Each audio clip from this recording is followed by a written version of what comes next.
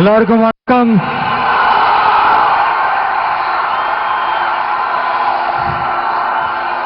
நான் பேசுறது கேக்குதா?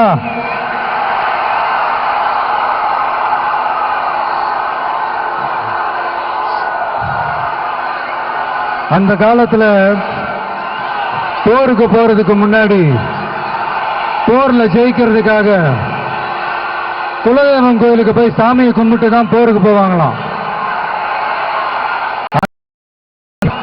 அடுத்த வருஷம் போற ஜனநாயக போருக்கு தயாராகிறதுக்கு முன்னாடி நம்ம மக்களை உங்க எல்லாரையும் பார்த்துட்டு போலான்னு வந்திருக்கிறேன்.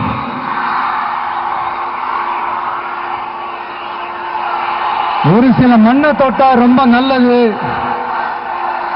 சில நல்ல காரியங்களை இந்த இடத்துல இருந்து தொடங்கினா நல்லதுன்ட்டு இந்த பெரியவங்கெல்லாம் சொல்லி நம்ம கேள்விப்பட்டிருப்போம் இல்லையா?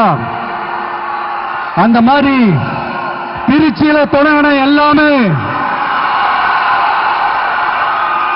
திருப்பு முனையா அமையும்னு சொல்லுவாங்க. அதுக்கு நிறைய எக்ஸாம்பிள்ஸ் இருக்கு. லைக் அறிஞர் அண்ணா அவர்கள் முதல்ல தேர்தலில் நிக்கணும்னு நினைச்சதே திருச்சியில தான்.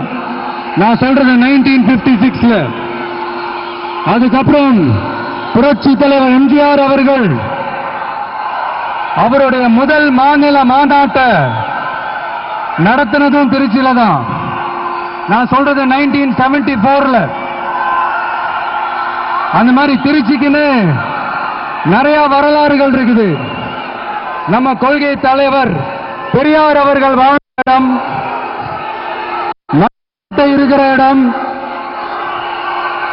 கல்விக்கு பேர் போன இடம், மதச்சார்பின்மைக்கும் மத நல்லிணக்கத்திற்கும் பெயர் பெற்ற இடம், கொள்கை உள்ள மண் இது.